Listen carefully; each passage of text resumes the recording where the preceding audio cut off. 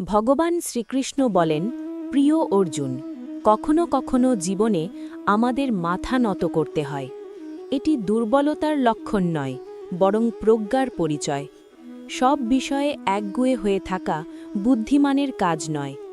যদি একটি নদী তার পথে আসা প্রতিটি পাথরের সাথে ধাক্কা খেতে থাকে, তবে সে কখনো সামনে এগোতে পারবে না।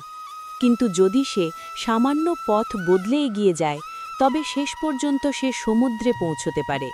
ঠিক তেমনি জীবনের কিছু পরিস্থিতিতে নিজের অহংকার ও জেদ ছেড়ে দেওয়াই সবচেয়ে ভালো সিদ্ধান্ত।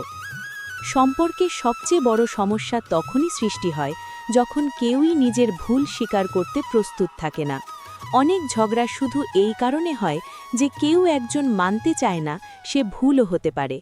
কিন্তু সত্য হলো, ভুল সবারই হয়। যে ব্যক্তি নিজের ভুল স্বীকার করে তা সংশোধন করার চেষ্টা করে, সেই প্রকৃত অর্থে পরিপক্ক। প্রায়ই দেখা যায়, কোনো সমস্যা হলেই আমরা অন্যকে দোষ দিতে শুরু করি। কিন্তু ভেবে দেখুন তো, শুধুমাত্র অন্যকে দোষারোপ করলেই কি সমস্যার সমাধান হয়? আমরা যদি নিজেদের সংশোধন করি, তবে অর্ধেক সমস্যা এমনিতেই মিটে যায়। কিন্তু আমাদের সমস্যা হলো, আমরা পরিবর্তন চাই অন্যের মধ্যে, নিজের মধ্যে নয়। যতদিন এই মানসিকতা থাকবে, ততদিন সমস্যাও থাকবে। মানুষ যেমন কর্ম করে তেমন ফলই পায়, এই কথা যুগ যুগ ধরে বলা হয়ে আসছে এবং বারবার প্রমাণিতও হয়েছে।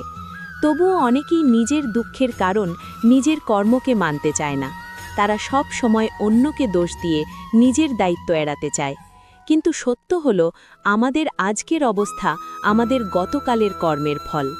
যদি আমরা আমাদের ভবিষ্যৎ সুন্দর করতে চাই, তবে আমাদের আজকেই সংশোধন করতে হবে। মনে রাখবেন, মাথা নত করা পরাজয় নয়, এটি সম্পর্ক ও জীবনকে রক্ষা করার এক অনন্য শিল্প। জয় শ্রীকৃষ্ণ।